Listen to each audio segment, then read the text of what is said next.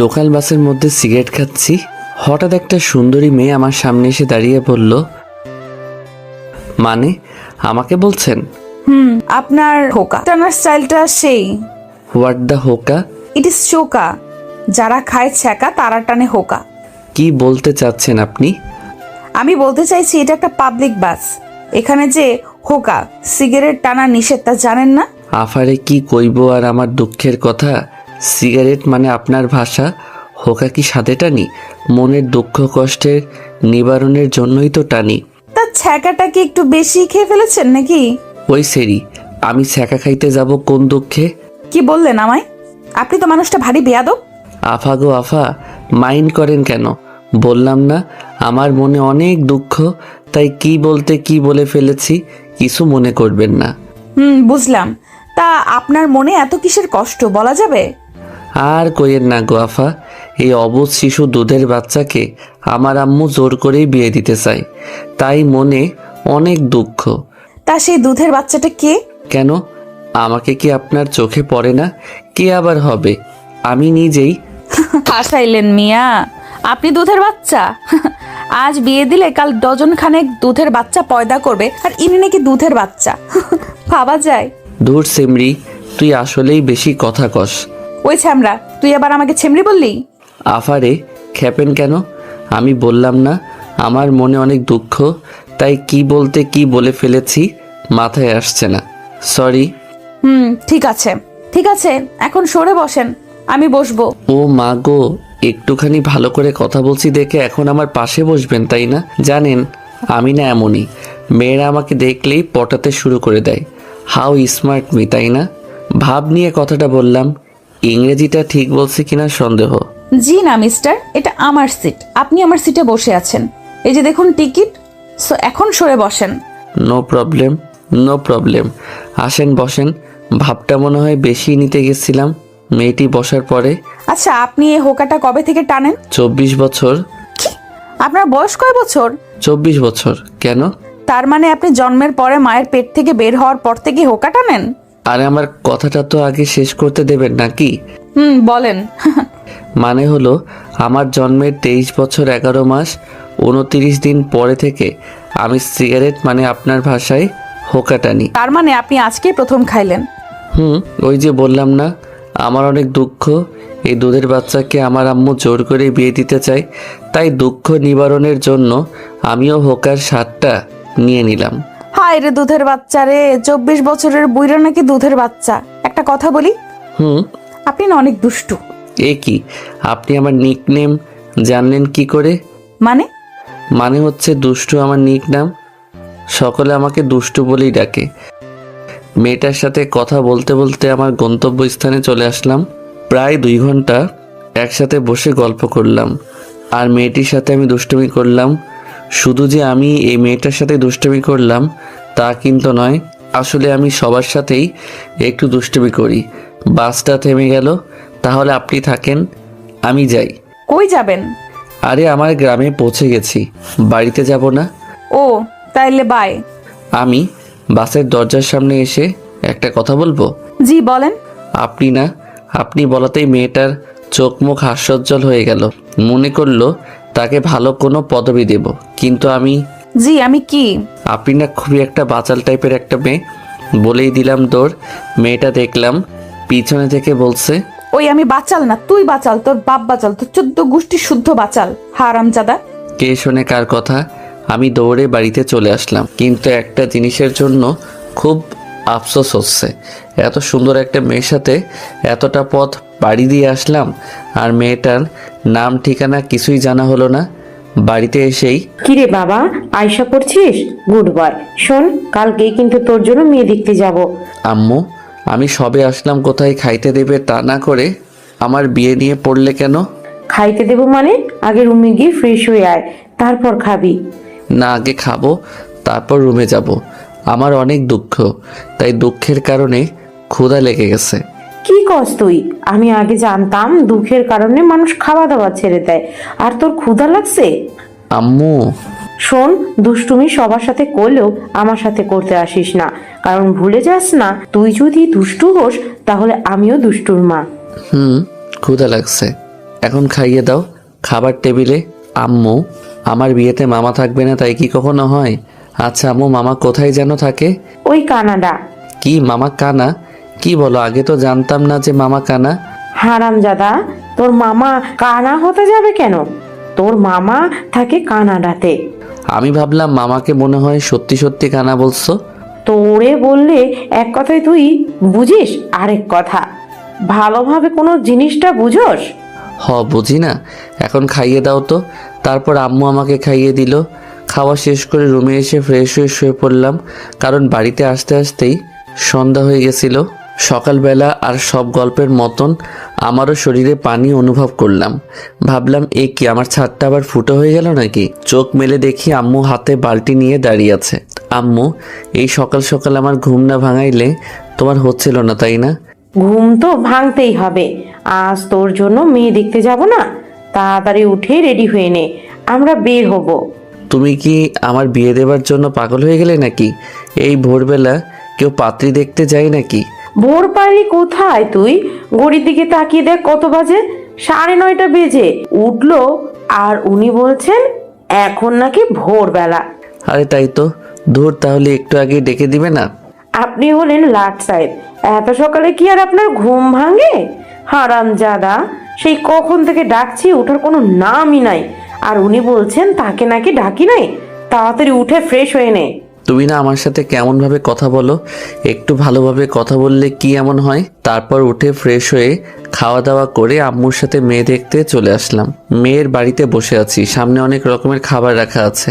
তার মধ্যে আমি একটা সিঙ্গারা হাতে নিয়ে খাইতে খাইতে মেয়ের মাকে বললাম, আন্টি, সিঙ্গারের ভিতরে যে পেঁয়াজগুলো দিয়েছেন ওগুলো গোল করে না কেটে যদি 3 কোণ করে কাটতেন তাহলে আরও সুস্বাদু লাগতো, আর অন্যরকম একটা টেস্ট চলে আসতো এর ভিতর। তারপর শরবত খেয়ে আন্টি, শরবতটা কেমন যেন তেতো তেতো, মনে হয় অবাত্তি কাঁচা লেবু, তাই না? তবে এই শরবতের মধ্যে একটু গুড়ের সাথে চিনি বেশি করে মিশিয়ে দিলে ভালো হতো, খাইতে সেই লাগতো। আমি কথাটা বলে আম্মুর দিকে তাকালাম, দেখলাম আম্মু রাগী লোক নিয়ে আমার দিকে তাকিয়ে আছে। আর মেয়ের মা তো আমার কথা শুনে পুরাই আবুল হয়ে গেছে। পেঁয়াজ গোল করে কাটা আর 3 কোণ করে কাটাতেও সিঙ্গারার স্বাদ পাল্টে যায়, এ আবার কেমন কথা? মনে মনে মেয়ের মা, মানে আমার হবু শাশুড়ি মা, তুমি তো জানো না আমি কেমন ছেলে। আজ যদি আম্মু আমার পাশে না থাকতো তাহলে শুধু সিঙ্গারা আর শরবত না, তোমার সবগুলো খাবারের স্বাদ পাল্টে দিতাম। আম্মুর আমার দিকে রাগীভাবে তাকিয়ে থাকার জন্য আর কিছু বললাম না, তাই নিচের দিকে তাকিয়ে রইলাম। কিছুক্ষণ পরে মেয়েকে নিয়ে আসা হলো। তারপর মেয়েটি আমাকে দেখে বলে উঠল, আরে হোকাখোর আপনি! মেয়ের মুখের দিকে তাকাতেই শরবত গলায় ঠেকে বেসম খেলাম। আরে হোকাখোর আপনি! আপনি এখানে? আরে আমার দিকে এইভাবে তাকিয়ে আছেন কেন? চিনতে পারছেন না নাকি? আমাদের তো কালকে বাসের মধ্যে দেখা হলো, আপনি হোকা টানছিলেন। আপনার হোকা টানার স্টাইলটা কিন্তু সেই ছিল। একদমই মেয়েটা শুধু বলেই গেল, আমার মান ইজ্জত মনে হয় এবার সব পাটের খেতে চলে গেল রে। আম্মুর দিকে তাকিয়ে দেখি আম্মু একবার আমার দিকে তাকাচ্ছে, একবার মেয়েটার দিকে তাকাচ্ছে। তারপর আম্মু বলল, মা, তুমি এসব কি বলছো? কে হোকাখোর? আর তোমরা দুজন দুজনকে চিনো নাকি? আসলে আন্টি, আপনার ছেলে না কালকে... আমি মেয়েটির কথা থামিয়ে বললাম, হ্যাঁ আম্মু, আমি ওনাকে চিনি তো, কাল বাসেই তো ওনার সাথে পরিচয় হলো। তা বুঝলাম, কিন্তু হোকাখোরটা কে? আমি কি, তুই হোকাখোর? আরে আম্মু, আমি ওনাকে ওই গল্পটা বলেছিলাম বাসের মধ্যে, হোকা টানার গল্প। তুমি আমায় ছোটবেলায় যে গল্পটা বলে ঘুম পাড়িয়ে দিতে না, সেই গল্পে উনাকে বলেছিলাম, ওই কথা বলছেন উনি। আমি তোকে হোকা টানার গল্প বলে কবে ঘুম পাড়িয়ে দিলাম? বাদ দাও তো, ছোটবেলায় তোমার হয়তো মনে নেই। আমি তোরে গল্প শুনাইলাম?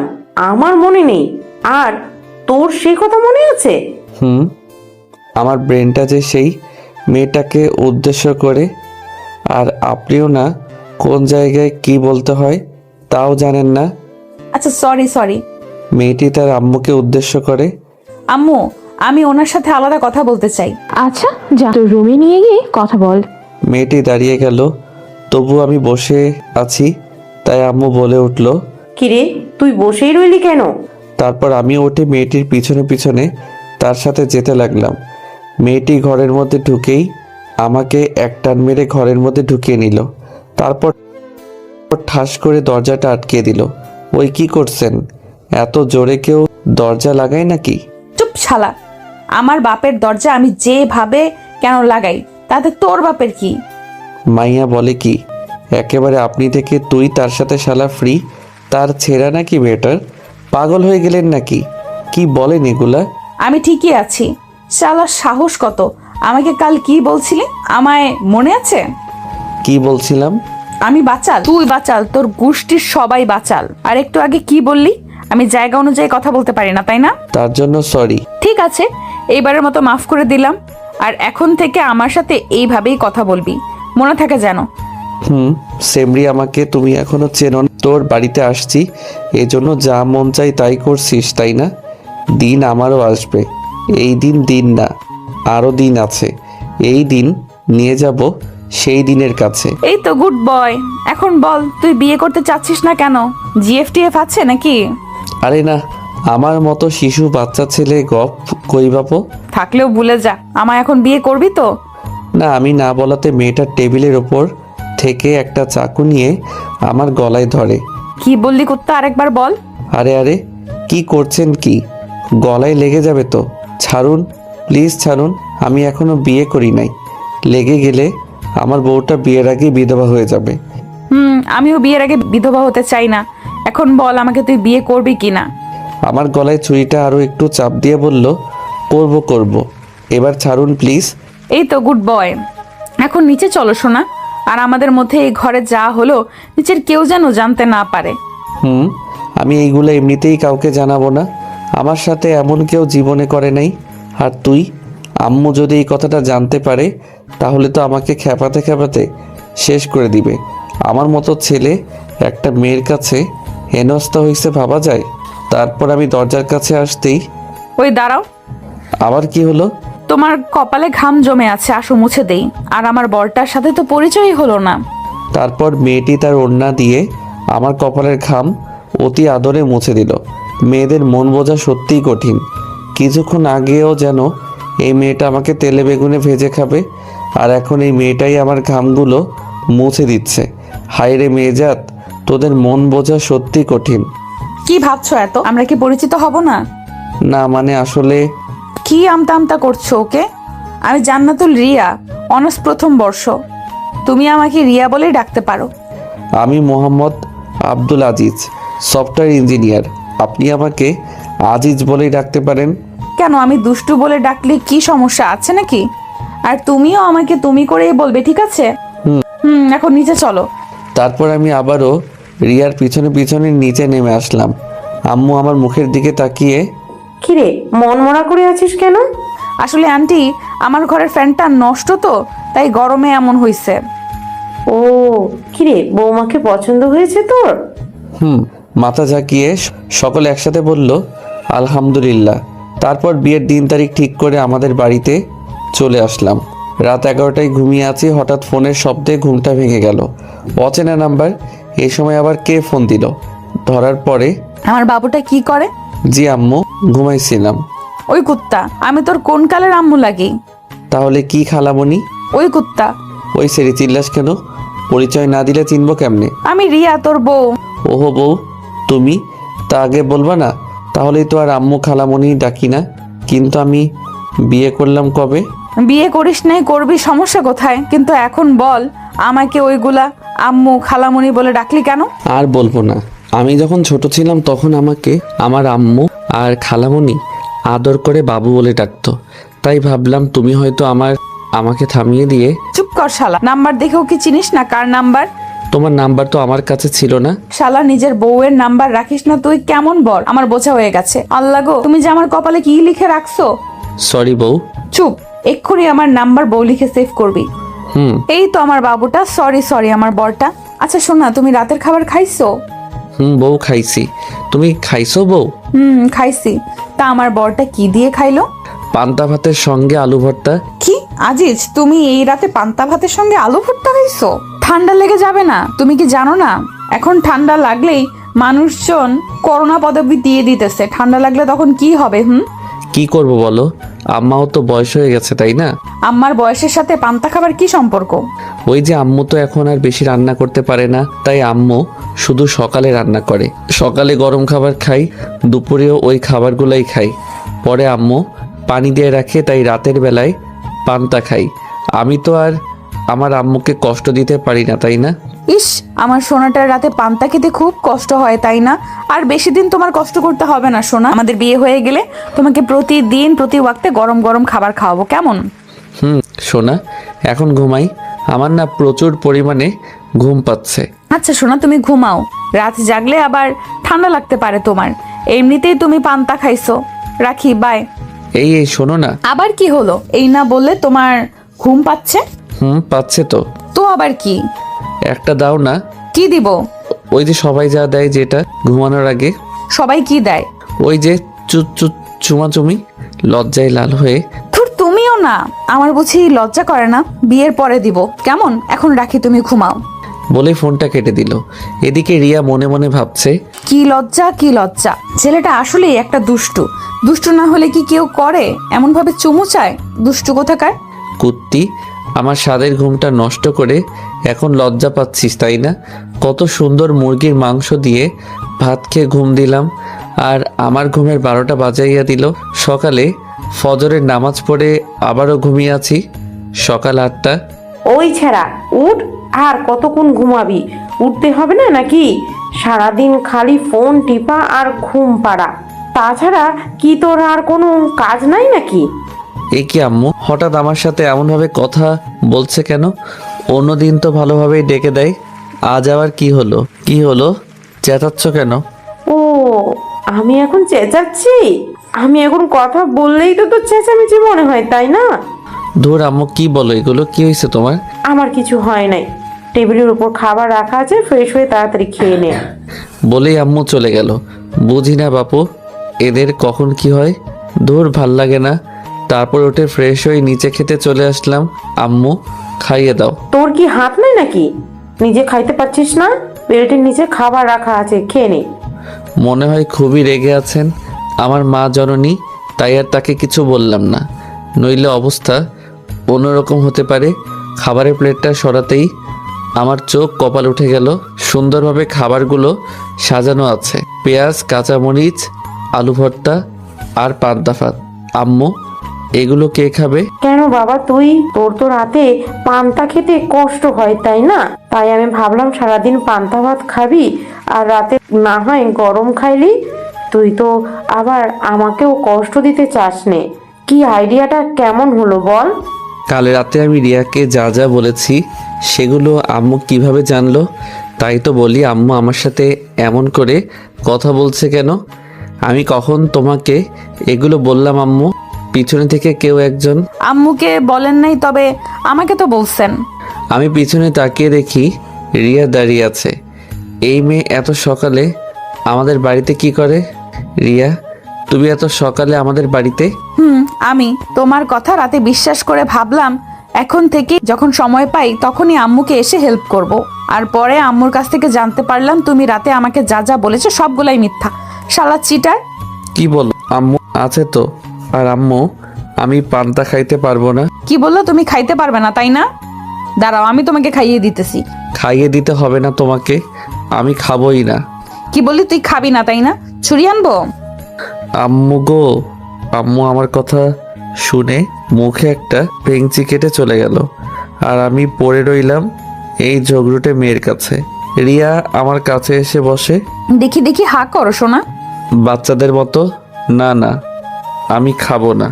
তুই হা করবি নাকি ছুরিটা গলায় ধরবো? তুই পচা, তোমার কাছে আমি খাবো না। পচা মেয়ে, যাও বলছি, যাও বাচ্চাদের মতো করে। কুত্তা, আমি কিন্তু এবার সত্যি সত্যি রেগে যাচ্ছি। রিয়ার চিৎকারে ভয় পেয়ে সঙ্গে সঙ্গে হা করে ফেললাম, আর রিয়া আমার মুখের মধ্যে পান্তা ভাতের সঙ্গে আলু ভর্তা মাখিয়ে খাইয়ে দিতে লাগলো। উফ ভাই, সেই সুস্বাদু খাবার। খাওয়া শেষ করে আমি আমার রুমের মধ্যে এসে বসে আছি। আর রিয়া আম্মুর সাথে কি যেন কথা বলছে। কিছুক্ষণ পরে রিয়া আমার রুমের মধ্যে প্রবেশ করলো। তারপর চলো কোথায় যাব? বাইরে ঘুরতে বের হব আমরা। কিন্তু কোথায় যাব সেটা তো বলবে নাকি? গেলেই দেখতে পারবে। আমি আর কথা বাড়ালাম না, আম্মুকে বলে রিয়ার সাথে বেরিয়ে পড়লাম একটা রিক্সা নিয়ে। কিছু সময় পরে রিক্সাটা একটা রেস্টুরেন্টের সামনে থামলো। তারপর ভিতরে ঢুকে যা হলো আর যা দেখলাম তার জন্যে মোটেও প্রস্তুত ছিলাম না। হবু বউয়ের সাথে ঘুরতে বেরিয়েছি। হবু বউ আমাকে নিয়ে একটা রেস্টুরেন্টের মধ্যে প্রবেশ করলো। রেস্টুরেন্টের মধ্যে ঢুকতেই একদল মেয়ে আমাদের সামনে এক প্রকার দৌড়ে চলে আসলো। শালার মেয়েগুলাও না দেখতে এক একটা উফ। তাদের মধ্যে একটা মেয়ে আমার বউকে মানে হবু বউকে উদ্দেশ্য করে বলল, দোস্ত মালটা কে রে? উফ, দেখতে তো সেই। হ্যাঁ রে দোস্ত, সেই মাল তো দেখতে একদম আখের মতো, চিকন হলেও ভেতরে মনে হয় রসে ভরা, মনে হচ্ছে আখের মতো, এখনই চিবিয়ে খেয়ে ফেলি। আল্লাহ গো, এ আমি কাদের তলে পড়লাম? এরা কি আমাকে ইফটিজিং করতেছে? দূর, ভয় পাই নাকি আমি হলাম পুরুষ মানুষ। পুরুষ মানুষ কি ভয় পাই নাকি মেয়েগুলোর কথা শুনে? আমার হবু বউ দেখলাম রেগে আগুন। এই তোরা এগুলো কি শুরু করলি? ও আমার বর, ভালোভাবে কথা বল। আরে দোস্ত রাগিস কেন? আমরা তো এমনি মজা করলাম। তুই তো আমাদের বললি তোর হবু বরের সাথে আমাদের পরিচয় করিয়ে দিবি, তাই আমরাও দুলাভাইয়ের সাথে একটু মজা করলাম। দুলাভাই আপনি কি রাগ করলেন? আমি মেয়েটির গালে একটা টিপ্পনি মেরে মুচকি হাসি দিয়ে, ধুর শালীরা কি যে বলো না তোমরা, না আসলে এক একটা শালীদের কথাই কি রাগ করা যায়? আপনি কি আমাদেরকে গালি দিতেছেন ভাইয়া? দেখো দেখো শালীগুলো বলে কি, আমি তোমাদের গালি দিতে যাব কেন? এটা তো আমাদের সম্পর্কের নাম। ওই তুমি এখন চুপ করবে? থার্ড মেয়েগুলোকে উদ্দেশ্য করে, তোদের সাথে ওর পরিচয় করিয়ে দেই। ওর নাম আজিজ, পুরো নাম মোহাম্মদ আজিজ। আর আজিজ এরা হলো। মেয়েগুলো রিয়াকে থামিয়ে দিয়ে, থাক দোস্ত, তোর পরিচয় করিয়ে দিতে হবে না, দুলা ভাইয়ের সাথে আমরা এমনিতেই পরিচয় করে নিচ্ছি। তারপর একে একে সবগুলো মেয়ে হাত বাড়িয়ে দিয়ে প্রথমে হাই বলে তাদের নামগুলো বলতে লাগলো। ওরা বলল, হাই, আমি মিনা, আমি সিনা, আমি বিনা, আমি রিনা, আমি মনা। আমি কনা। আমি টিনা। আর আপনি? জি, আমি জানি না। কি? ও সরি, রিয়া তো তোমাদের আমার কথা বললই, তাই না? ও হ্যাঁ, রিয়া তো বললই, কিন্তু দুলাভাই আপনি যে কি বলবো তাই মন থেকে সবকিছু হারাই ফেলছি। আবার কি হাত মিলিয়ে পরিচিত হবেন? আমি কিছু বলতে যাব তার আগেই, না থাক, তার কোনো দরকার নেই, তোরা থাক, আমরা এখন আসি। কি বলছিস দোস্ত? কিছু না খাইয়ে চলে যাবি? কত আশা করে আসলাম, আজ পেট পুড়ে খাবো। অন্য একদিন খাওয়াবো, এখন তোরা থাক। রিয়া মনে মনে বলে, খাচ্চুন্নির দল, আমার বরটাকে নিয়ে টানা হেঁচড়া শুরু করে দিয়েছিস আর আমি তোদের খাওয়াবো না? কোন দিন খাওয়াবি সেটা তো বলে যা। আমার বিয়ের দিন সবাই আসিস আর পেট পুড়ে খেয়ে যাস। বাবুর্চিকে বলে তোদেরকে একটা এক্সট্রা টেবিল রেখে দেব, যা যা মন চায় খেয়ে নিস, এখন বাই। বলে রিয়া আমাকে টানতে টানতে বাহিরে নিয়ে আসলো। আর মেয়েগুলোকে দেখে মনে হলো শালিকারা আজ 7 দিন হলো না খেয়ে আছে, আর তারা খবর পেয়েও তা হারিয়ে ফেললো। বাহিরে, এই কুত্তা, তুই ওদের সঙ্গে অমন গা ঘেসে ঘেসে কথা বলছিলি কেন রে? নাকি তোর চরিত্রই এমন? শালা লুজ ক্যারেক্টার। কাদো কাদো কণ্ঠে, সি সি সি সি রিয়া, সি, তুমি আমাকে এই কথাটা বলতে পারলে? আমাকে এত বড় অপবাদ দেওয়ার আগে তোমার একবারও কথাটা মুখে আটকালো না? না, এ জীবন আমি আর রাখবো না। ওই ফিল্মি ডায়লগ ছাড়, তুই কি করতে পারিস তা আমার জানা হয়ে গেছে, শালা লুচু। দেখো, ওরা আমার শালীর মতন, তাই তো একটু দুষ্টুমি করলাম। আর ওরা যে আমাকে আখ বলল, আবার আমাকে চিবিয়ে খেয়ে ফেলতে চাইলো, কই তখন তো কিছু বললে না ওদের? ও, যত দোষ নন্দ ঘোষ, তাই না? ঠিক আছে ঠিক আছে, এবারের মতো মাফ করে দিলাম। এরপর থেকে কোনো মেয়ের দিকে তাকালে না চোখ তুলে নিব। এই মনে মনে, হয় তোর বাপের দেওয়া যৌতুকের চোখ তো, তাই না, যে চাইলি আর তুলে নিলি? কিছু বললে? কই না, না কিছু তো বলি নাই। যা বললাম মনে থাকবে তো? হ্যাঁ থাকবে। এই তো গুড বয়। এখন চলো আমরা ফুচকা খাবো। এই না, না আমি ফুচকা খাইতে পারবো না। কেন, সমস্যা কি? খাইতে পারবে না কেন? তুমি ফেসবুকে ওই পোস্টটা দেখো নাই? কোন পোস্টটা? আরে ওই যে বড় ভাই পোস্ট করেছিল। মামা, আপনি কি টয়লেট করার পরে সাবান দিয়ে হাত ধৌত করেন? না মামা, তবে টয়লেটে যাওয়ার আগে ভালোভাবে হাত ধুয়ে নিই। সারাদিন মরিচের কাজ করতে হয় তো। ছি, কি বলো এগুলো? সত্যি। ফুচকা আমার সব থেকে প্রিয়। তাহলে তুমি খাও, কিন্তু আমি খাইতে পারবো না। তুমি না খাইলে আমিও খাবো না, পরে একদিন খাবো। এখন তাহলে আমাকে বাড়িতে নামিয়ে দিয়ে আসো। আচ্ছা চলো, রিয়াদের বাড়ির সামনে তাহলে আমি এখন আসি, কেমন? আমাদের বাড়িতে আসো, পরে যাও। আম্মু, বাড়িতে একা আছে, যেতে হবে। আর তাছাড়া সারা জীবন তো পড়েই আছে তোমাদের বাড়ি যাওয়া আশা করার জন্য, তাই না? সত্যি সত্যি চলে যাব? তাহলে আমাদের বাড়িতে আসো। না, যাব না। তুমি বরং আমাকে একটা ইয়ে দিয়ে দাও, আমি চলে যাই। তুমি কি পাগল নাকি এই রাস্তার মধ্যে? আচ্ছা বাবা, আচ্ছা, লাগবে না তোমার ইয়ে, বিয়ের পরেই দিব বাসর ঘরে গিয়ে। তুমি যাও, তারপর আমি যাব। পাগল একটা আমার। বলেই ভিতরে চলে গেল। আর তারপর আমিও আমাদের বাড়িতে চলে আসলাম। রাতে খাওয়া দাওয়া করে রুমে আসলাম। তারপর রিয়াকে ফোন দিলাম, কিন্তু এ কি, রিয়ার ফোনটা ব্যস্ত দেখাচ্ছে কেন? এত রাতে রিয়া কার সাথে কথা বলে? অনেকবার ফোন দিলাম, কিন্তু ওই একই কথা, ব্যস্ত আর ব্যস্ত। তাই আমিও আর ফোন টোন দিলাম না, ঘুমিয়ে পড়লাম। রাত প্রায় 12টা ছুঁই ছুঁই। হঠাৎ কিসের যেন শব্দে ঘুমটা ভেঙে গেল। চারদিক যেন স্তব্ধ হয়ে গেল নিমিষেই। তবে কিসের শব্দে ঘুমটা ভেঙে গেল আমার? সামনের দিকে তাকাতেই হালকা ডিম লাইট আলোতে কিছু একটা চোখে পড়ল। এ মা, দুইজন মহিলা দাঁড়িয়ে আছে। আমার রুমে দুজন মহিলা কিভাবে থাকতে পারে? এ বাড়িতে তো শুধু আমি আর আম্মু ছাড়া আর কেউ থাকে না। তাহলে আমি যা ভাবছি তাহলে কি তাই? ভূত নাকি? ভয়ে কিছু বলতেও পারছি না। কিছুক্ষণ পরে দেখতে পেলাম ঘরটা লাল, নীল, বেগুনি আরও অনেক রঙে রাঙিয়ে উঠল। ও মা গো, তাহলে কি এটা ভূত পেতনিদের গায়ের রং? না, আমি মরতে চাই না এই ভূতদের হাতে। কিছু একটা আমাকে করতেই হবে, কিন্তু কি করব? পাইছি। তাই শরীরে যতটা সম্ভব শক্তি আনা যায় সব শক্তি এক জায়গায় করে দিলাম, এক চিৎকার। ও মা গো, ভূত ভূত ভূত, বাঁচাও মা গো, বাঁচাও, মেরে ফেললো আমায়, বাঁচাও, কেউ বাঁচাও। আমার চিৎকার শুনে ঘরটা এমনি এমনি আলোকময় হয়ে উঠল, মানে এর বাল্বটা জ্বলে উঠল। আর কে যেন দৌড়িয়ে এসে আমার মুখটা চেপে ধরলো আর বলতে লাগলো, happy birthday to you, happy birthday to you, happy birthday to you, happy birthday to you my dear জান, হ্যাপি বার্থডে টু ইউ। আমি তো শালাই অবাক। ঘরটার চারিদিকে তাকিয়ে দেখি পুরো ঘরটা সুন্দরভাবে সাজানো। আর যে দুজন মহিলার কথা বললাম তারা আর কেউ নয়, একজন আমার আম্মু আর একজন আমার হবু বউ রিয়া। আজকে আমার জন্মদিন, আর আমারই মনে ছিল না, কিন্তু রিয়া কিভাবে জানলো যে আজ আমার জন্মদিন? আর এই প্ল্যানটাই বা কার? কি আজিজ, কেমন সারপ্রাইজ দিলাম বলো? রাখো তোমাদের সারপ্রাইজ। আমি কতটা ভয় পেয়ে গেছিলাম সেটা জানো? কানে ধরে আমার শোনাটা ভয় পেয়ে গেছে, সরি জানু।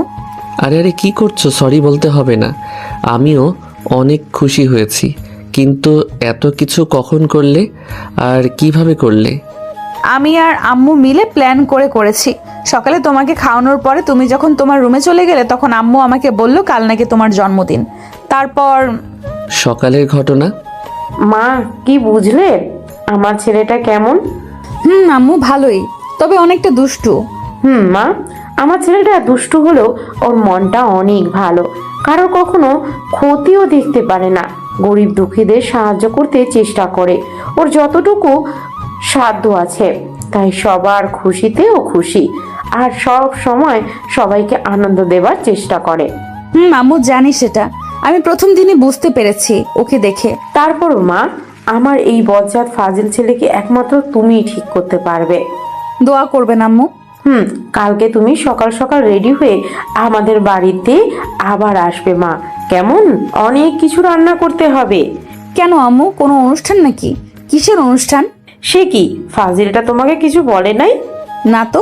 কালকে তো ফাজিলটার জন্মদিন, আর তোমাকে বলবেই বা কেমনে? ওর জন্মদিন কবে ওর নিজেরই মনে থাকে না, তাই হয়তো বলে নাই। তাহলে একটা প্ল্যান করবেন আম্মু। কি প্ল্যান? তারপর আম্মুকে সব কিছু বুঝিয়ে বলি। তারপর কি কি কিনতে হবে সেগুলো বলি। তারপর তোমাকে আমি বাইরে বেড়াতে নিয়ে যাই, আর সেই ফাঁকে আম্মু সব কিছু গুছিয়ে রাখেন। আমাকে না জানিয়ে এত কিছু করে ফেললে? তোকে বলতে যাব কেন রে, আমার বৌমা থাকতে? ও, এখন আমার থেকে এই পেতনিটা তোমার আপন হয়ে গেল, তাই না? আম্মু দেখছেন, আপনার ছেলে আমাকে পেতনি বলছে। ওই ফাজিল, আমার মেয়েটাকে একদম পেতনি বলবি না। হুম। ওকে ওকে, আমরা আর আজকের এই দিনে ঝগড়া না করি। কেকটা তো কাটতে হবে নাকি? আয় তোরা। তারপর আমি, আম্মু আর রিয়া মিলে কেকটা কাটলাম। আম্মুকে প্রথমে আমি খাইয়ে দিলাম, তারপর রিয়াকে খাইয়ে দিলাম, তারপর তারা দুজন আমাকে খাইয়ে দিল। রিয়া তো প্রথমে খাইয়ে দেবার আগে আমার পুরো মুখ কেক দিয়ে মাখিয়ে দিল। মেয়েটা আমার মতোই দুষ্টু আর অনেকটাই মিশু। আমি একটা জিনিস বুঝলাম না, মেয়েটা এত তাড়াতাড়ি কিভাবে আমাদের পরিবারের সঙ্গে নিজেকে মানিয়ে নিল। আমার সাথে এমন ব্যবহার করে যেন তার সাথে আমার 4-5 বছর প্রেম করার পরে বিয়েটা হচ্ছে। অনেক আনন্দ করলাম তিনজন মিলে। তারপর আম্মু আমি তাহলে এখন আসি, কেমন? রিয়ার কথা শুনে মনটা খুব খারাপ হয়ে গেল। তুমি কি পাগল হয়ে গেলে নাকি মা? এত রাতে বাড়িতে কিভাবে যাবে? কিন্তু কোনো কিন্তু নয়, তুমি আমার সাথে আসো। মা মেয়ে আজ দুজন একসাথে ঘুমাবো, আসো। মুচকি হাসি। ঠিক আছে আম্মু, চলুন। তারপর রিয়া আম্মুর সাথে আম্মুর রুমে চলে গেল, আর আমি পড়ে রইলাম আমার রুমে। আমিও শুয়ে পড়লাম, কিন্তু কিছুতেই ঘুম আসছে না। বিয়ের আগেই যদি বউ আমাদের বাড়িতে থাকে তাহলে কি ঘুম আসে বলুন? খুব করে ইচ্ছা করছে রিয়ার সাথে ছাদে বসে ওই খোলা আকাশটা দেখি আর গল্প করি। রিয়াকে কি SMS দিব যাতে ছাদে আসে? যেই ভাবা সেই কাজ, দিলাম SMS। বউ কি করো? সঙ্গে সঙ্গে রিপ্লাই। আমার বরটার কথা ভাবি, আমার বর এত দুষ্টু কেন? তাহলে কি দুষ্টুমি ছেড়ে দিব? না, কখনোই না। এইভাবেই সারা জীবন আমার সাথে দুষ্টুমি করে যাবে। কি পারবে না? খুব পারবো। ঘুমাবে না? ঘুম তো আসছে না, কি করব? তাহলে শুধু শুয়ে থাকো, ঘুমাতে হবে না। ছাদে আসবে? ওই খোলা আকাশ দেখি দুজন একসঙ্গে আর গল্প করতাম আমাদের ভবিষ্যৎ নিয়ে। আমারও তো যেতে মন চাচ্ছে, কিন্তু আম্মু। আম্মু ঘুমাই নাই? ঘুমাইছে তো। তাহলে আসো, আমি ছাদে বসে আছি। কিন্তু আরে কোনো কিন্তু নয়, আসো তো, আমি তোমার জন্য অপেক্ষা করছি। ঠিক আছে আসছি, দাঁড়াও তুমি। রাত 2:30 ছাদে বসে বসে রিয়ার জন্য অপেক্ষা করছি। মেয়েটাকে সেই কখন আসতে বললাম, কিন্তু তার আসার কোনো নামই নেই। এইদিকে তো এত রাত, তার উপর আবার ছাদ। একা একা ভয় লাগে না বলুন? না, কি করব? এখন ফোনটাও ঘরে ফেলে আসছি, নইলে ফোন করে জানা যেত আসতে এত দেরি হচ্ছে কেন। এতক্ষণের অবসান ঘটিয়ে কেউ একজন তার নরম কোমল মসৃণ হাত আমার কাঁধের উপর রাখলো। পিছনের দিকে না তাকিয়েই আমি বললাম, এতক্ষণে আসলে রিয়া? সেই কখন থেকে একা একা বসে আছি। আমার কি ভয় ডর বলতে কিছু নাই নাকি? পিছনে থেকে আমি তোর মা, একা একা যদি ভয় লাগে তাহলে এত রাতে ছাদে বসে বসে কি করিস? পিছনের দিকে তাকিয়ে দেখি, এই মা, এ তো সত্যি আমার আম্মু। আম্মু এখানে কি করে? আর রিয়াই বা আসলো না কেন? ধুর, ভাল লাগে না। আম্মু তুমি এখানে এত রাতে কি করো? আমি। তুই কি করছিস এই আধার রাতে ছাদের উপর?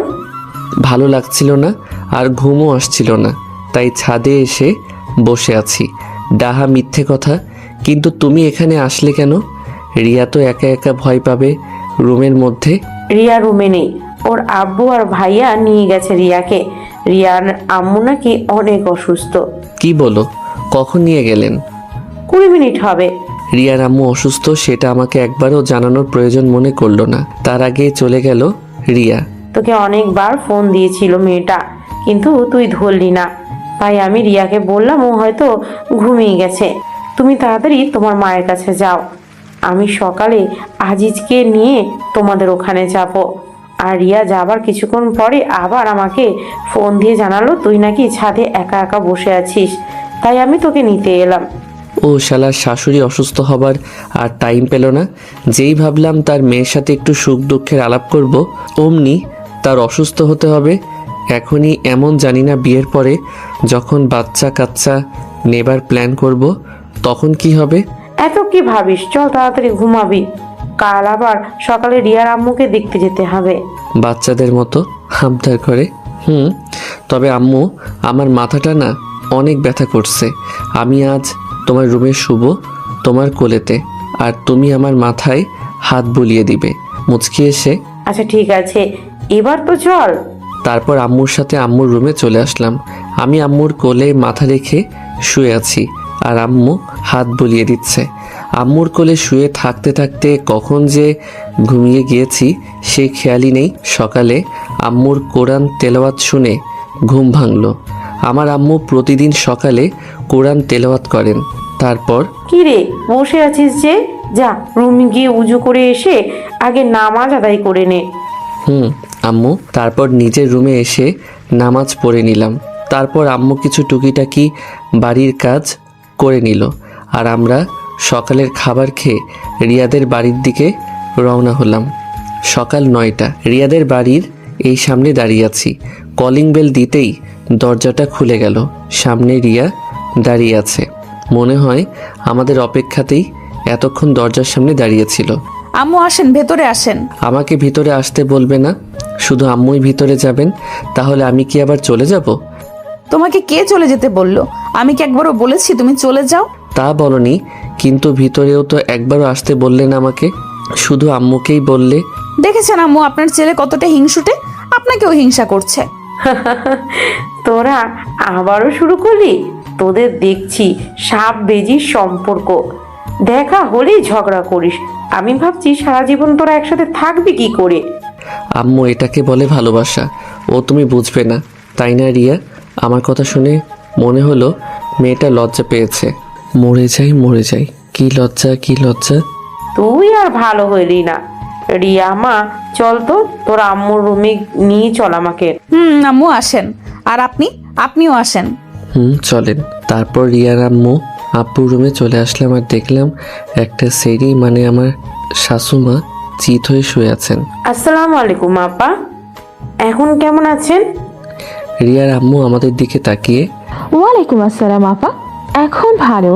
পুরো কথা বলতে না দিয়ে আমি দৌড়ে শাশুমার কাছে গিয়ে, আম্মা, আম্মা গো, আপনার কি হয়েছে আম্মা?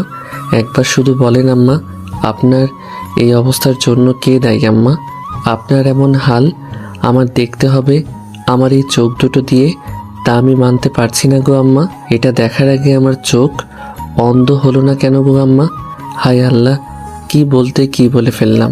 আল্লাহ, তুমি আমার এই দোয়াটা তুলে নাও আল্লাহ। আমি এখনো বিয়ে করি নাই, আর আমি কানা হতে চাই না গো আল্লাহ, মাফ করে দেন আল্লাহ। তারপরে কথাগুলো বলে রিয়ার দিকে তাকালাম, দেখলাম মেয়েটা একদম ইমোশনাল হয়ে পড়েছে। রিয়া আমার দিকে ছলো ছলো চোখে তাকিয়ে আছে। রিয়া ভাবছে আমি তার মাকে কতটা সম্মান করি, ভালোবাসি। এদিকে রিয়ার আম্মুও ইমোশনাল হয়ে পড়েছেন, কিন্তু আমার আম্মু ঠিকই ধরতে পেরেছেন যে এটাও আমার দুষ্টুমি ছাড়া কিছু না। বাবা, বাবা, এত উত্তেজিত হবার কিছুই হয় নাই আমার। তুমি উত্তেজিত হও না বাবা, সব ঠিক হয়ে গেছে। এ আপনি কি বলছেন আম্মা? আপনার এত বড় একটা অসুখ করলো, আপনি মরতে মরতে বেঁচে উঠলেন, আর বলছেন কিছুই হয় নাই। আমার কথা শুনে সবাই আমার দিকে অবাকের উপর অবাক দৃষ্টিতে তাকালো। আজিজ, এগুলো কি বলছো তুমি? উনি মরতে যাবেন কেন? রিয়া মামুনি, তুমি ওকে নিয়ে তোমার রুমে যাও তো, তোমার আম্মুর সাথে আমার কিছু কথা আছে। ঠিক আছে আম্মু।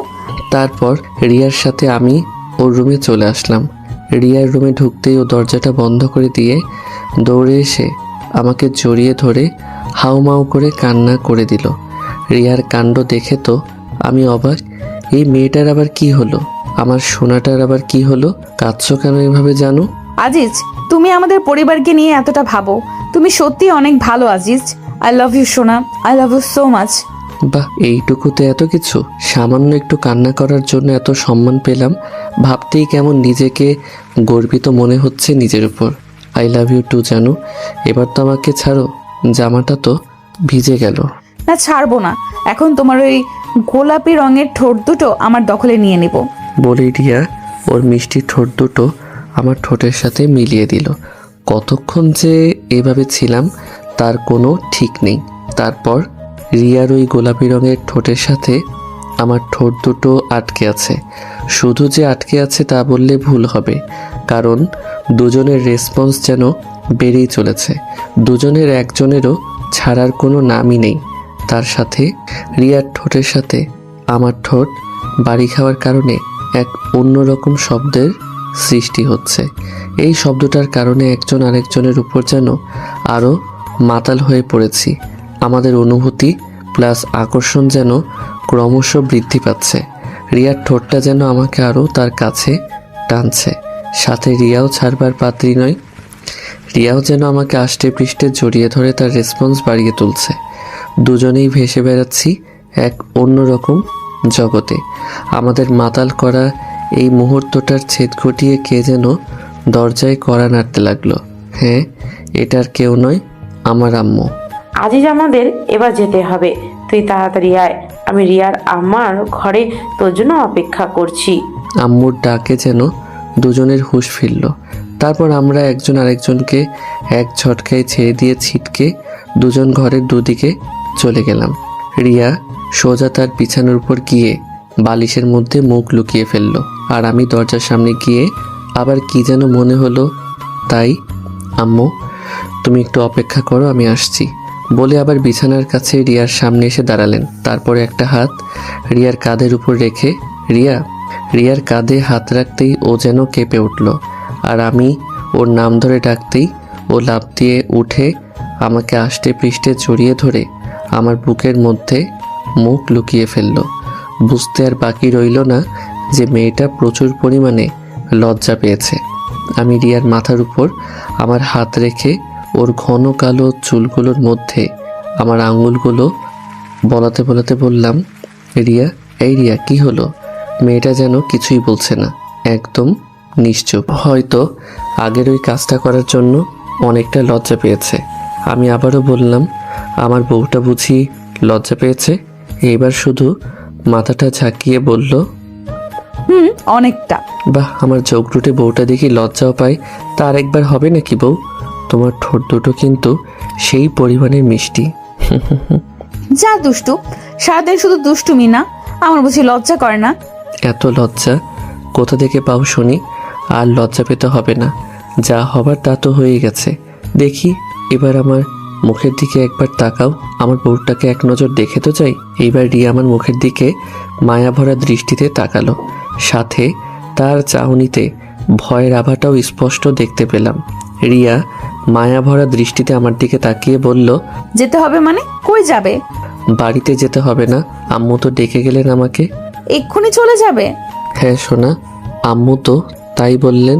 তাছাড়া বাড়িতে আম্মু অনেক কাজ রেখে আসছেন, সেগুলো গিয়ে করতে হবে তো। ঠিক আছে, তাহলে যাও। রাগ করলে নাকি বউ? কাল তো আবার দেখা হচ্ছেই। আমি কারোর উপর রাগ করি নাই। ঠিক আছে, তাহলে যাবার আগে কি আরেকবার হয়ে যাবে নাকি গো সোনা? যা হবে সব বিয়ের পর, এখন তুমি যাও তো। বলে আমাকে ধাক্কিয়ে ঘর থেকে বের করে দিয়ে দরজাটা লাগিয়ে দিল। আমি বেচারা নিরুপায় হয়ে রিয়ার আম্মুর রুমে চলে আসলাম। তারপর আম্মুকে ডেকে, আম্মু চলো এখন। আমার কথা শুনে দুজনেই আমার দিকে তাকালো। আমাকে দেখেই তাদের মুখটা যেন অন্য রকম হয়ে গেল। আমার দিকে তাকিয়ে রিয়ার আম্মুও আমার আম্মু একজন আরেকজনের মুখের দিকে তাকালেন। কি হলো, বাড়িতে যাবে না নাকি? ও হ্যাঁ, চল। তারপর রিয়ার আম্মুর থেকে বিদায় নিয়ে নিলাম। রুম থেকে বের হবার আগে দেখলাম দুজনেই মিটমিট করে হাসছে। বিআইন সাহেব, বিয়ের তারিখটা মনে হয় তাড়াতাড়ি ঠিক করতে হবে। রিয়ার আম্মু আর কিছু বলল না, শুধু হাসলো দেখলাম। পুরো রাস্তায় আম্মুর মুখে কেমন যেন হাসি হাসি ভাব দেখলাম। আম্মু, বল। তোমার কি হয়েছে বলো তো? এইভাবে হাসছো কেন? কই হাসছি? আমার কিছু তো হয় নাই। আমি দেখতে পাচ্ছি তুমি এখনো হাসছো, আর বলছো হাসছো না। এমনি কিছু না। দূর, ভাল লাগে না। আমিও আর কিছু জিজ্ঞেস করলাম না। বাড়িতে এসে আমি সোজা আমার রুমের মধ্যে প্রবেশ করলাম। শরীরটা কেমন যেন ক্লান্ত ক্লান্ত লাগছে, তাই আগে ফ্রেশ হওয়ার জন্য বাথরুমের মধ্যে গেলাম। বাথরুমের মধ্যে প্রবেশ করে আয়নাতে চোখ পড়তেই আমার চোখ যেন কপালে উঠে গেল। বিশ্বাস করেন ভাই, আয়নাতে যা দেখলাম তা দেখার জন্য আমি মোটেও প্রস্তুত ছিলাম না, কারণ আমার ঠোঁট দুটো একদম লাল হয়ে আছে। তার মানে হলো রিয়ার ঠোঁটে লিপস্টিক আমার ঠোঁটে গেলে আছে। এই জন্যেই আম্মু ওইভাবে হাসছিল।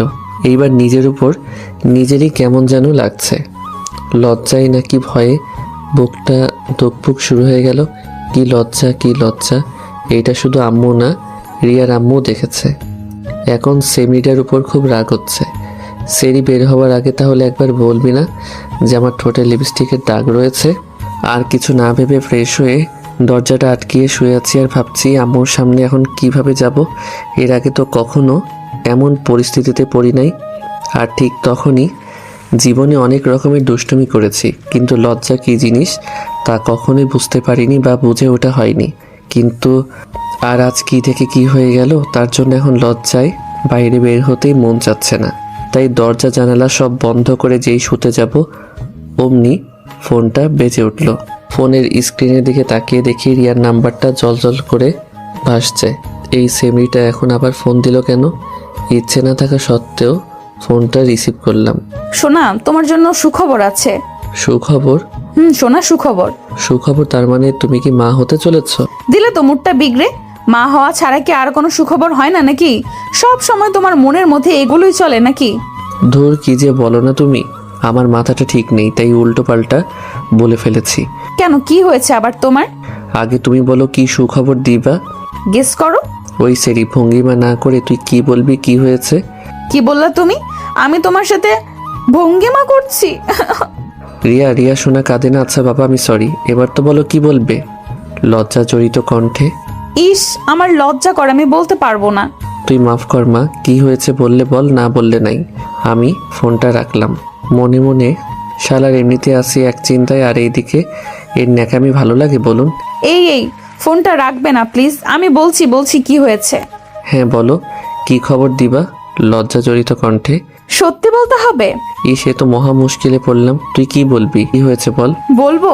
এইবার সত্যি সত্যি কেঁদে দিলাম। ও মোর খোদাই, কোন পাগলের তালে ফেললে আমারে। রিয়া শোনা, তোর কিছু বলতে হবে না রে। গাধি, তুই এইবার আমাকে মাফ কর। আফু, বলছি তুমি মা হবে আর আমি বাবা হব। একদমই কথাটা বলল রিয়া। আমি মা হব আর রিয়া বাবা হবে? এ কেমন কথা? এইবার দুঃখে আমার হাসি পাচ্ছে। কথাটা শুনে কিছুক্ষণের জন্য স্তব্ধ হয়ে গেলাম। আমি মা হব কিভাবে? আর যদি মা হইও তাহলে নর্মালে তো জীবনেও কিছু হওয়ার সম্ভাবনা নাই, সিজার ছাড়া। আর সিজার করতে গেলে তো ভাবতেই গা শিংড়ে উঠছে। রিয়া গো, রিয়া শোনা, তুমি এগুলো কি বলছো? আমি মা হব মানে? ও সরি, খুব এক্সাইটেড মুডে ছিলাম তো, তাই উল্টো করে বলে ফেলেছি। আসলে আমি বলতে চাইছি আমি মা হব আর তুমি বাবা। উফ, এইবার যেন প্রাণটা এলো। এখন নিজেকে পুরুষ মানুষ লাগছে, কিন্তু তারপরও খটকা একটা রয়েই গেল। আমাদের তো এখনো বিয়েই হয় নাই, আর তার সাথে আমাদের এখনো ফিজিক্যালি কোনো কিছু হয় নাই। তাহলে আমি বাবা কেমনে হব? তুমি এগুলো কি বলছো রিয়া? আমি বাবা কেমনে হব? আমাদের তো এখনো বিয়েই হলো না। এখন না হলে কি হবে? 2 বছর পরে তো হবে নাকি? তুমি এগুলো কি বলছো? আমি কিন্তু কিছুই বুঝতে পারতেছি না। তুমি কি বলতে চাও সহজ করে বলবে প্লিজ? আসলে কিছুক্ষণ আগে আমার শাশুড়ি মা আমার মাকে ফোন করেছিল। তাতে কি হয়েছে? আম্মু বলল সামনের সপ্তাহের 33 তারিখে নাকি আমাদের বিয়ে, তারপর বাসরাত, আর তারপরে তুমি বাবা আর আমি মা। ও এই কথা? তাই এই কথাটা সরাসরি বললেই তো পারতে। এত ঘুরাইতে হবে কেন? তোমরা মেয়েরা এমন কেন বলো তো? সোজাসুজি একটা কথাও কি তোমরা বলতে পারো না? সব কথাই ঘুরিয়ে পেঁচিয়ে বলতে হবে তোমাদের? না, পারি না। এতে তোমার কোনো সমস্যা? না, সমস্যা থাকবে কেন? এই দাঁড়াও, তুমি কি যেন বললে আমাদের বিয়ে 33 তারিখে? কেমনে এটা সম্ভব? 33 হতে যাবে কেন? আমি তো বললাম 23 তারিখে। তুমি কি শুনেছ? তুমিই তো বললা তোমার মাথাটা নাকি ঠিক নাই। হবে হয়তো। এইবার বলো তো তোমার কি হয়েছে? শুনবে? তাহলে শোনো। সারাদিনের ঘটে যাওয়া কথাগুলো রিয়াকে বললাম। আমার কথা শুনে মেয়েটার তো যাই অবস্থা। কি বলছো তুমি? সব দোষ তোমার, ওই ঠোঁট দুটোর, যত সব। চুপ করো, উনি মনে হয় ধোয়া তুলসী পাতা। আর এই জন্য তো বলি এত তাড়াতাড়ি আমাদের বিয়ের তারিখ ঠিক করলো কেন? এখন আমি কি করব? এক বিষয় কিন্তু ভালোই হলো, তাই না গো? রাখ তোর ভালো। আমার ইজ্জতের ফালুদা বানিয়ে এখন বলছিস ভালো হইলো? কিছু বলতে যাব অমনি আম্মুর ডাক পড়ল। আজিজ, এই আজিজ, টেবিলে খাবার দিয়েছি, খেয়ে যা। আসছি আম্মু। রিয়া আম্মু ডাকছে, তোমার সাথে পরে কথা বলি। ঠিক আছে, সাবধানে। আর আম্মু ওই বিষয়ে কিছু জিজ্ঞেস করলে তুমি বলবে ওইটা আইসক্রিমের রং ছিল, তুমি আমার রুমে আইসক্রিম খাচ্ছিলে। ধুর, কি বলে এগুলো? আম্মু ওই বিষয়ে তাই কিছু জিজ্ঞেস করে, বাট তোমার ঠোঁটটা কিন্তু আইসক্রিমের থেকে কম না। যেমন নরম তেমন কোমল আর বেশ ঠান্ডা, তার সাথে রং তো আছেই। ধুর শালা, ফোন রাখ, সবসময় দুষ্টুমি না। বলেই রিয়া ফোনটা কেটে দিল। কেমন মেয়ে রে বাবা, ওর কথা বাদ দিই, যাই আগে খেয়ে আসি। পেটটা কেমন ক্ষুধায় চোচো করছে। লজ্জা শরমের মাথা খেয়ে খেতে চলে আসলাম। পুরুষ মানুষের কি এত লজ্জা পেলে চলে? খাবার টেবিলে বসতেই আম্মু যা বলল তা শুনে আমি কালকেই তোদের বিয়ে। রিয়ার আম্মুর সাথে কথা বললাম, ওনার কোনো আপত্তি নেই। কাল সারাদিন বাসাতেই থাকবে, কোনো জায়গায় যেন যাস নে আবার। আম্মুর কথা শুনে কিছুক্ষণ আম্মুর মুখের দিকে তাকিয়ে রইলাম। তারপর বললাম, কালকে বিয়ে মানে কি? কি বলো আম্মু, কালকে বিয়ে কিভাবে সম্ভব? কেন সম্ভব না? এখনো বিয়ের কোনো গোছগাছ কিছু হলো না, তাহলে কাল কিভাবে বিয়ে হয়? তাছাড়া আমার বন্ধু বান্ধবদেরও তো বলতে হবে, আর আত্মীয় স্বজনরা তো আছেই, ওদের বলতে হবে না? একদমে কথাগুলো বললাম। বিয়েটা কাল সন্ধ্যার দিকে হবে। তোমার বন্ধু বান্ধবদের যদি বলতে হয় বলো, সমস্যা কোথায়? আর গোছগাছ নিয়ে তোমার কোনো চিন্তা করতে হবে না। ফয়সাল আর রাফিকে বলে রেখেছি, ওরা কাল সকালেই চলে আসবে। আর আসার সময় বিয়ের সব কিছু কিনে নিয়ে আসবে। বিকালের দিকে জিম আর জুথি, ওরা দুজনও আসবে তোমার ঘর গোছানোর জন্য। আর আগে বিয়েটা হয়ে যাক, তারপর একদিন বড় করে অনুষ্ঠান করে সব আত্মীয় স্বজনদের দাওয়াত করে আনলেই হবে। এ নিয়ে তোমার কোনো চিন্তা করতে হবে না। ফয়সাল আমার মামাতো ভাই আর রাফি আমার চাচাতো ভাই, সাথে আমার 2 মামাতো বোন আসবে কাল। কিন্তু আম্মু, আমি আর কোনো কথা শুনতে চাচ্ছি না।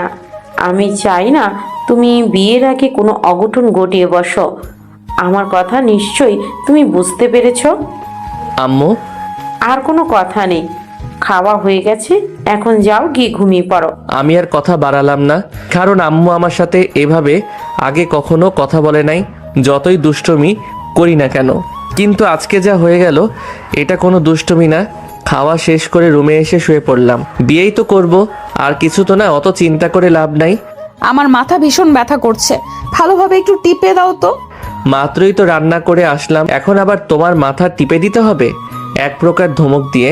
ওই কুত্তা, তোরে কি বললাম, কানা যাচ্ছে না? বললাম না আমার মাথা ব্যথা করছে, মাথা টিপে দে তাড়াতাড়ি। আরে সোনা, রাগ করো কেন? আমি তো মজা করলাম তোমার সাথে। এই তো এক্ষুনি তোমার মাথা টিপে দিচ্ছি। দাও। তারপর রিয়ার মাথা টিপে দিলাম।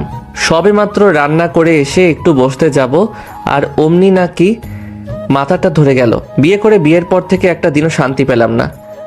হয়েছে। দেখো তো বাবু, আমাদের একমাত্র ছেলে মনে হয় টয়লেট করেছে, যাও এগুলো পরিষ্কার করে আসো। বউ, যাইতেছি, তবে 20টা টাকা দিবা দরকার ছিল। 20 টাকা? এত টাকা দিয়ে কি করবা? হ্যাঁ, আসলে একটু স্টলে যেতাম চা খাবার জন্য, অনেক দিন হলো তো, আমার কাছে কোনো টাকা নাই, যদি দিতে খুবই উপকার হতো আর কি। ঠিক আছে ঠিক আছে, আগে যাও বাবু, টয়লেট পরিষ্কার করে আসো, তারপর দিব। হাসি মুখে, ঠিক আছে বউ, এক্ষুনি যাচ্ছি, নইলে আবার টাকাটাও দিবে না। তারপর বাবুর টয়লেট পরিষ্কার করে আসলাম, বউ হয়ে গেছে। এই তো গুড বয়। এখন টাকাটা দাও। কিসের টাকা? তুমি না বললে বাবুর টয়লেট পরিষ্কার করলে আমাকে 20 টাকা দিবা? তাহলে ছি আজিজ, কি বলছো তুমি? নিজের সন্তানের টয়লেট পরিষ্কার করার জন্য টাকা নিবা? ছি আজিজ, ছি। আমি থাক, আর আমি করতে হবে না। এই নাও তোমার 20 টাকা। ধন্যবাদ বউ। আজ কতদিন পরে যে হাতে টাকা পেলাম তা ঠিক মনে নেই। টাকা পেয়ে খুশিতে বাকবাকুম হয়ে চা খাওয়া আর আড্ডা দেওয়ার জন্য বাড়ি থেকে বেরিয়ে আসলাম। উদ্দেশ্য রফিক মামার চায়ের স্টল। বাহিরে বের হতেই দেখি একটা ছেলে তার আম্মুকে বলছে, আম্মু, আমি দুধ খাবো না আম্মু, দুধ খেলে আমার বমি বমি পাই। কি দুধ খাবি না, ডিম খাবি না, খাবিটা কি? হ্যাঁ, তুই কি ওই আজিজের মতো রোগা চেঙ্কু হতে চাস নাকি?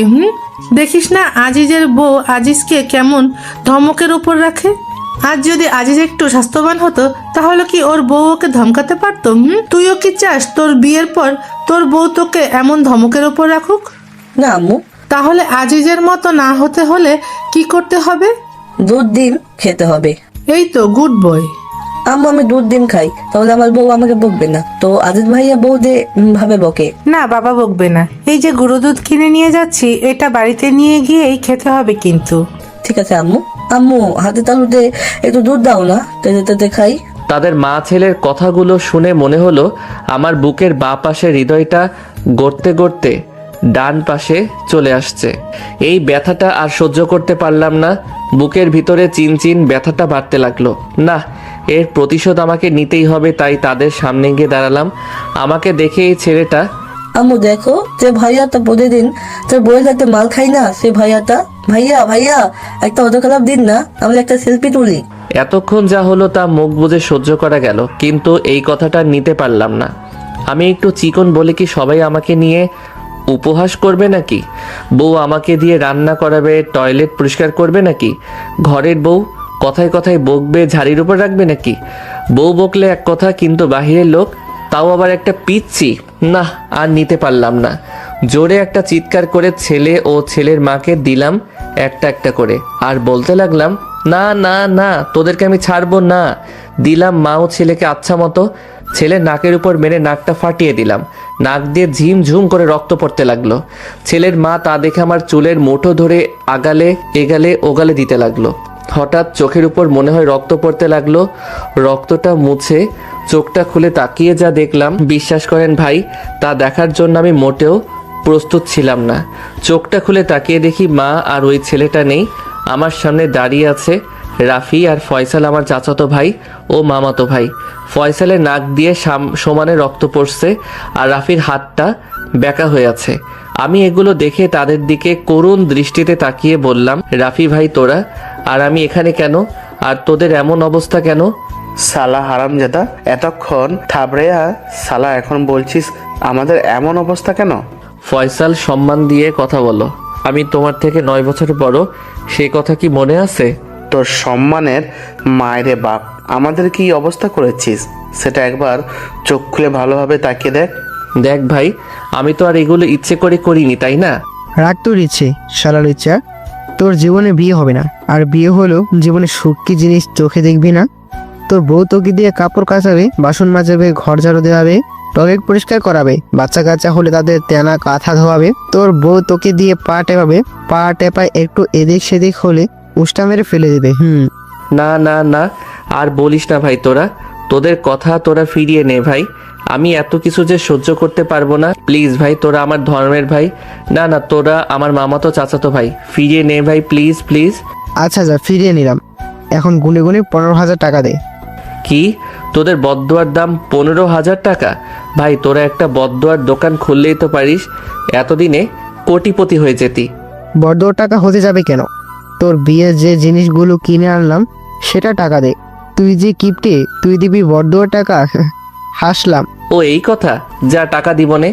বাকি রইল বিয়ের 15 দিন পরে নিস। হালখাতা করবো না, টাকার সাথে বিরিয়ানি ফ্রি। কি ভাইয়া, সত্যি সত্যি কি আমাদের বিরিয়ানিও খাওয়াবা? ভাইয়া, সত্যি সত্যি খাওয়াবো। মনে মনে শালা খানেওয়ানার দল, এতক্ষণ যা তা বলে গালি দিতেছিল ও, আর খাওয়ার কথা শুনে তুই থেকে তুমি হয়ে গেলাম। আর আমি তো জানি আম্মু তোদেরকে এসব কেনার জন্য টাকা দিয়েছে। আমার সাথে চালাকি করো না বাচ্চা ধনেরা, তোমাদের জালে তোমাদেরকেই ফাঁসালাম।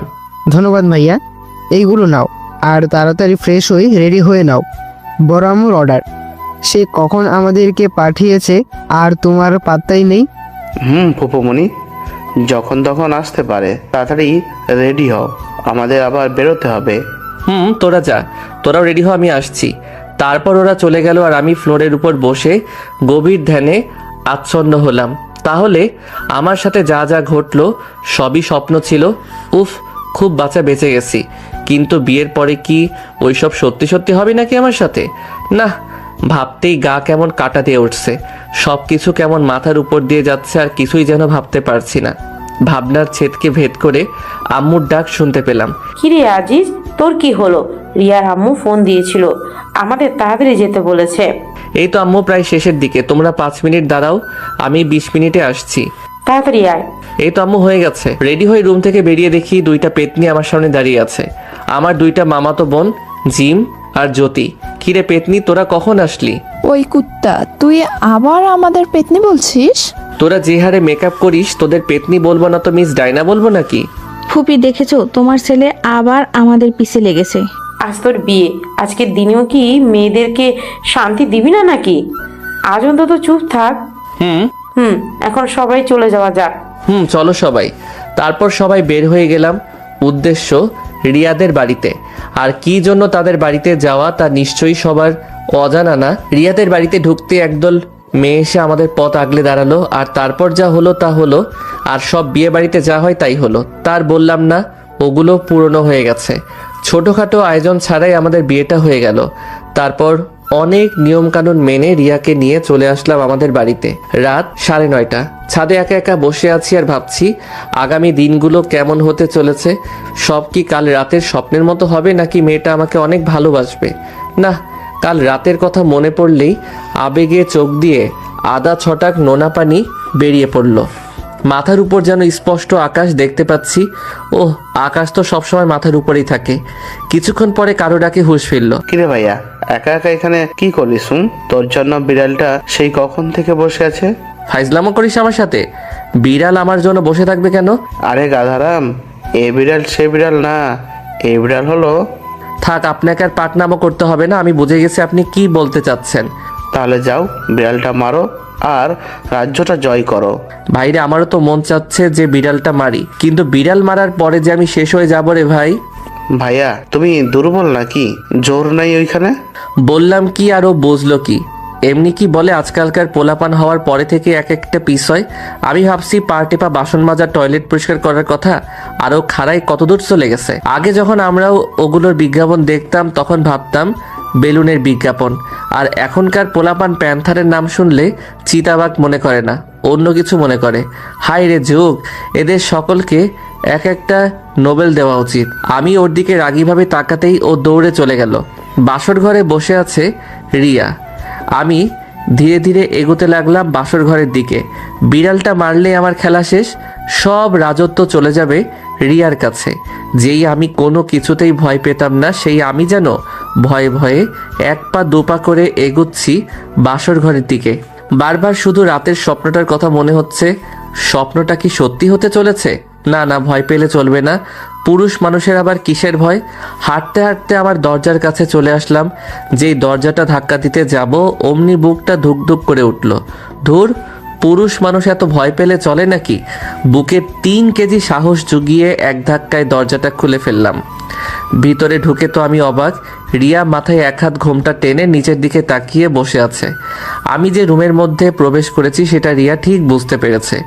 ভয়ে ভয়ে খাটের কাছে গিয়ে দাঁড়ালাম। রিয়ার সামনে গিয়ে যে দাঁড়াতেই মেয়েটি আমাকে অবাক করে দিয়ে বসা থেকে উঠে এসে আমার পা দুটো ছুঁয়ে সালাম করে জিজ্ঞেস করলো, আসসালামু আলাইকুম, কেমন আছেন আপনি? ওয়ালাইকুম আসসালাম, আলহামদুলিল্লাহ ভালো। তুমি কেমন আছো? জি আলহামদুলিল্লাহ, আমিও ভালো আছি। আপনার কি অজু আছে? জি আছে। তোমার? জি আমারও আছে। তাহলে চলুন 2 রাকাত নামাজ আদায় করে নিই দুজনে। তারপর দুজন একসাথে নামাজ আদায় করে নিলাম। নামাজ শেষ করে রিয়া গিয়ে আবারও ঘুমটা টেনে খাটের উপর গিয়ে বসলো। আর এদিকে আমি ভাবছি এখন কি হতে চলেছে। রিয়াও কেমন যেন আমাকে আপনি আপনি বলে ডাকছে। যে মেয়েটা আমাকে তুই করে ডাকতো সে এখন আপনি বলে ডাকছে। বিষয়টা কেমন যেন সুবিধাজনক মনে হলো না। এত শত না ভেবে আমিও খাটের উপর গিয়ে রিয়ার সামনে বসে পড়লাম। তারপর ধীরে ধীরে ওর মুখের উপর থেকে ঘোমটাটা সরালাম। এই প্রথম বাসর ঘরের মধ্যে রিয়াকে দেখলাম, একদম পরী, যেন আমার সামনে বসে আছে। ওর দিকে এভাবে তাকিয়ে থাকা দেখে ও বলল, কি দেখেন অমন করে? পরী? কি? না কিছু না। আচ্ছা, তুমি আমাকে আপনি আপনি বলে ডাকছো কেন? আপনি তো আমার স্বামী। ভাবি বলেছেন স্বামীকে নাকি আপনি বলে ডাকতে হয়। তা তোমার ভাবি কি তোমার ভাইয়াকে আপনি বলে ডাকেন? কই না তো, ভাবি তো ভাইয়াকে তুমি বলেই ডাকে। তাহলে তুমি কেন আপনি বলে ডাকছো? তাই তো। আমরা এই বিষয়ে আর কথা না বলি, চলো বিড়াল মারার কাজটা সেরে ফেলি। চলো। আমি রিয়াকে আর কিছু বলতে না দিয়ে ওর চুলে নাক ঘষতে শুরু করলাম। নাক ডুবিয়ে ওর চুলের সুবাস নিলাম। খানিকক্ষণ ও বারবার কেঁপে উঠছিল। ওর পিঠের দিকে ঘাড়ের মাঝ বরাবর চুমু খেলাম। ওর হাতের ভাঁজে নিজের হাতটি রেখে ওর লজ্জাত্মক শিহরণ আমাকে মাতাল করে তুলছিল। ওর সারা শরীরে পাগলের মতো করে ভালোবাসার পরশ এঁকে দিতে লাগলাম। পরে ওকে কোলে তুলে নিলাম। পাগলিটা লজ্জায় একেবারে লাল হয়ে গেছে। ওকে বিছানার উপর আস্তে করে শুইয়ে দিলাম। ওর চোখের দিকে তাকালাম, যেখানে লেখা ছিল তুমি আমাকে সুখের শেষ ঠিকানাটা দেখিয়ে দিলে। আমিও আস্তে করে ওর কানের কাছে মুখ নিয়ে বললাম, আমি তোমায় নিয়ে একটা সুখের সাগর পাড়ি দিতে যাচ্ছি, যাবে আমার সাথে? ও শুধু আমার দিকে তাকিয়ে একটু মুচকি হাসলো। পরে ওর হাতের ভাঁজের মাঝে আমার হাতটা আটকে রেখে বিছানায় চেপে ধরলাম। কপালে ভালোবাসার একটা পরশ এঁকে দিলাম। ও শুধু মুখটা উপরে তুলে কিস করতে চাইছিল। পরে ওর গলায় একটা চুমুকে দুজনে চলে গেলাম স্বামী আর স্ত্রীর সবচেয়ে ঘনিষ্ঠ সম্পর্কের মাঝে। সেই সুখের রাজ্যে যাওয়ার সময় কখন যে রিয়ার হাতটা ছেড়ে দিছি আমার খেয়াল নেই। ও তার দুই হাত দিয়ে আষ্টে পৃষ্ঠে জড়িয়ে ধরে কিস করছিল আর চোখ দিয়ে রিয়ার পানি পড়ছিল। আমি জানি যে এটা যেমন ওর কষ্টের তেমন আনন্দেরও। আমার পিঠের কয়েকটা জায়গায় ওর বড় নখগুলো দিয়ে আছড়ে দিয়েছিল তখন। তাতে কি ওর ভালোবাসার কাছে সামান্য নখের আঁচড় কিছু না। ওর উপর শুয়ে আছি, দুজনের কারো গায়ে কাপড় নেই। একটা বিছানার চাদরটাই আমাদের আবরণী ছিল। এক অজানা সুখের সাগর থেকে যেন দুজন ঘুরে আসলাম। 5 বছর পর আমাদের একটা ফুটফুটে মেয়ে হয়েছে। ওর নাম রেখেছি আলিয়া। মেয়েটা খুব ঝোঁকডুটে, একদম ওর আম্মুর মতো। দুষ্টু বটে, ঠিক আমার মতো। যেমন দুষ্টুমি করে ঠিক তেমনই ঝগড়া করে। তবে আমার সাথে অতটা ঝগড়া করে না, রিয়ার সাথে বেশি সময় ঝগড়া করে। মা মেয়ের ঝগড়া দেখিয়া সেই লেভেলের হাসি, একদম প্রাণ খুলে হাসি। আম্মু আমুতি তলো দেখছিস না কি করছি? রান্না করছি, দেখতে পাচ্ছিস না? আম্মু তুমি আমারে বকো কেন? তুমি তো পতা। আমি তো পচাই। এই বাড়িতে তো শুধু তুই আর তোর আব্বু ভালো, তাই না? আপু তো ভালোই। আপু আমাকে ততলে দিনে দেয়। মামনি, তোমার আম্মু অনেক পচা, তাই না? আম্মু পতা। আমি পচা না, ঠিক আছে? দেখা যাবে কে পচা আর কে ভালো। রাতে দুইজনের একজনকেও আমার কাছে শুতে দিব না। তখন যেন এই পচা আম্মু আর পচা বউটার কাছে না আসা হয়। এই দেখছো মামনি, তোমার আম্মুর কি রাগ দেখছো? একটু দুষ্টমিও করা যাবে না তোমার আম্মুর সাথে? করা তো যাবেই না। আব্বু আম্মু আমালে একটা ভাই এনে দাও না, আমি ওলটাতে তেলবো। ঠিক আছে মামনি, এনে দিব। ওই রিয়া, চলো না আলিয়ার জন্য একটা ভাই নিয়ে আসি। আজ তোমার সবসময় শুধু দুষ্টুমি, তাই না? দুষ্টু ছেলে কোথাকার। বউ, এই দুষ্ট ছেলে দুষ্টমি আজ রাতে আবার তোমাকে দেখাবো, কেমন? আমিও দেখতে চাই তুমি কেমন দুষ্টু, জানো? অনুমতি যখন পেয়ে গেলাম তাহলে আর চিন্তা কিসের। আমিও রাতের অপেক্ষায় বসে আছি আমার মেয়ের ভাইকে আনার জন্য। আপনারা এখন আসতে পারেন, আমার লজ্জা করে।